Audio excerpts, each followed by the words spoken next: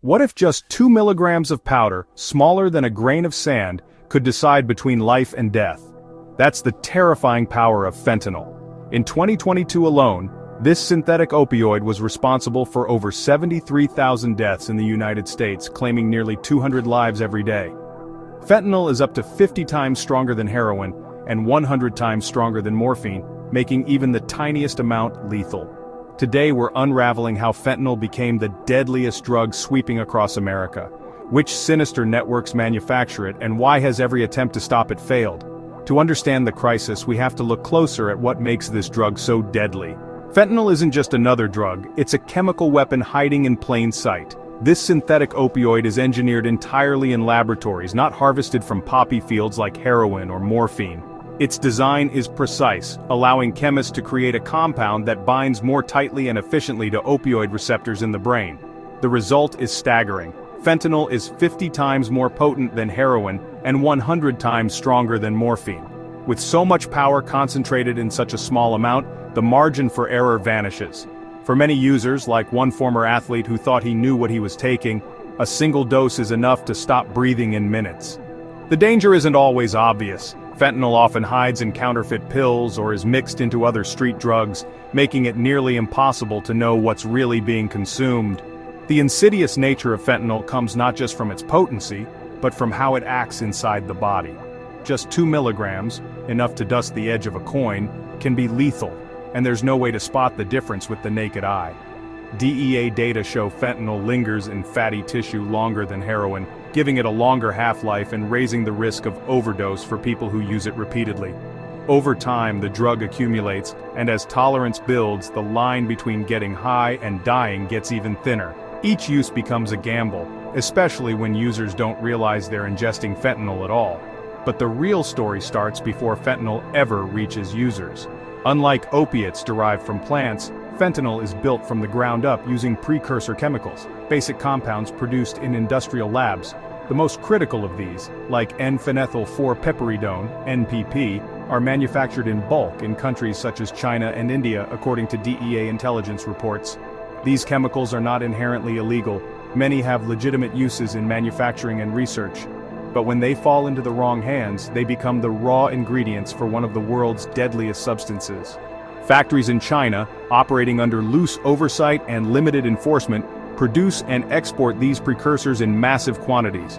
Reports from the DEA and FinCEN describe how these chemicals are shipped to global brokers who specialize in evading regulations. Documentation is often falsified, labeling shipments as solvents or other common industrial products. This makes it difficult for law enforcement to catch illegal exports before they leave the country.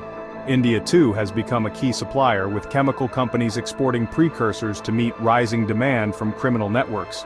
Once these chemicals are out of their countries of origin, they're routed through a complex web of international brokers.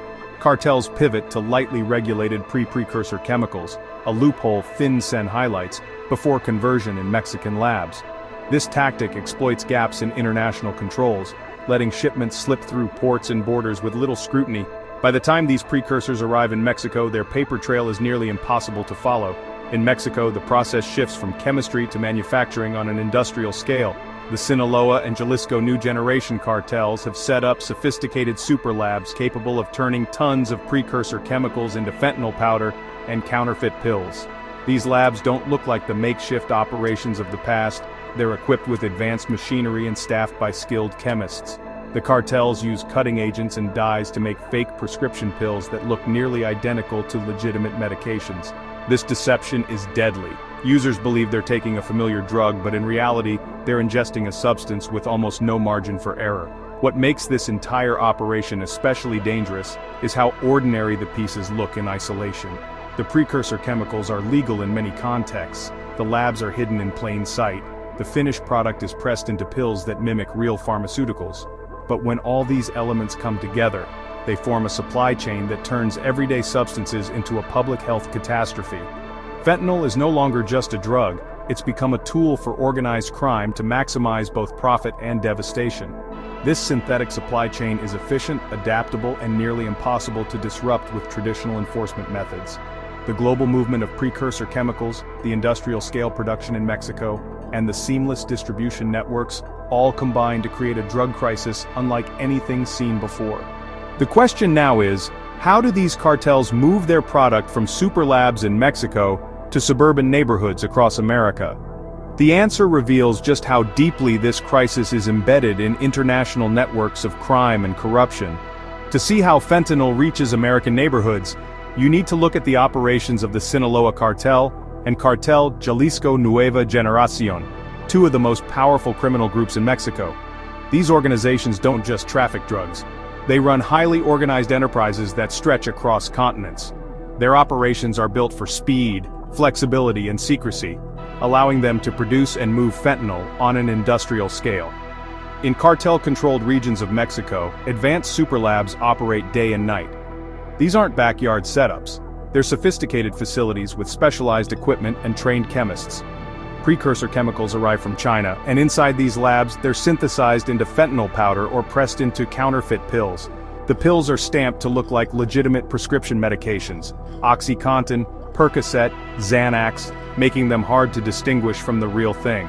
According to DEA testing, 60% of fake prescription pills seized now contain potentially lethal doses of fentanyl. Cartels also mix fentanyl into other street drugs, so users often have no idea they're ingesting something deadly. Once produced, fentanyl is packaged for transport. The cartels have refined their trafficking strategies to exploit legal ports of entry along the U.S.-Mexico border. U.S. Customs and Border Protection (CBP) drug seizure data shows that about 90% of fentanyl seizures in 2022 happened at legal ports or interior checkpoints.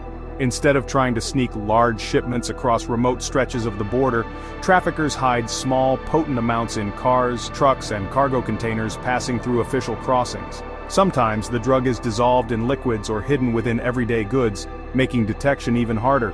A single missed load can contain enough fentanyl to devastate an entire community. The people moving these shipments aren't always who you'd expect. U.S. Sentencing Commission data reveals that in 2022, U.S. citizens accounted for 88% of fentanyl trafficking convictions. Cartels deliberately recruit Americans as couriers, knowing they're less likely to attract suspicion at border checks. Some are lured by quick money, others are coerced or manipulated, but all become part of a supply chain that stretches from Mexican superlabs to suburban streets. Efforts to disrupt the pipeline face major obstacles. Inconsistent enforcement in Mexico allows cartel operations to keep running despite occasional raids. Corruption is a constant threat. Even high-ranking law enforcement officials face bribery pressure, hindering joint U.S.-Mexico investigations and making it difficult to shut down labs or intercept shipments. While some arrests make headlines, the broader system remains largely untouched, and the flow of precursor chemicals and finished fentanyl continues. Money is at the heart of the operation, and cartels have developed intricate ways to hide their profits. In 2024, financial institutions flagged $1.4 billion in suspected fentanyl-related transactions, according to a FinCEN analysis. Cartels use trade-based schemes, moving money through fake import and export businesses, and rely on informal Chinese currency networks to transfer funds between countries. These systems are designed to evade detection and make it nearly impossible for authorities to trace the flow of drug money back to its source. Cartels also adapt quickly to changing laws. When international rules tighten on certain chemicals, they shift to importing precursors that aren't yet regulated, staying one step ahead of enforcement. These compounds are shipped under false labels, pass through multiple brokers, and end up in Mexican labs where they're turned into fentanyl. The entire pipeline is built to adjust and survive, no matter what new barriers are put in place. This is the reality of the cartel pipeline, a supply chain that starts with chemicals in China, moves through industrial labs in Mexico, and ends with overdoses in American homes. Every stage is shaped by profit, enabled by gaps in law enforcement and financial oversight, and fueled by corruption. As fentanyl continues to claim lives, it's clear that the crisis is more than a matter of policing borders or shutting down labs. It's a problem rooted in systems that cross borders and defy easy solutions. The fentanyl crisis demands more than talk. It calls for urgent, coordinated action. We need U.S. leadership to forge multilateral pacts with both China, where precursors originate, and Mexico, where cartels refine and ship fentanyl. Expanded vehicle scanning at legal ports of entry, which CBP projects could inspect up to 70% of cargo, offers a proactive alternative to purely reactive seizures. But enforcement isn't enough. tackling corruption at every level is essential to dismantle the networks that allow fentanyl to flow so freely. With overdose now the leading cause of death for adults under 50, time is critical. The next steps we take will determine whether we can turn the tide.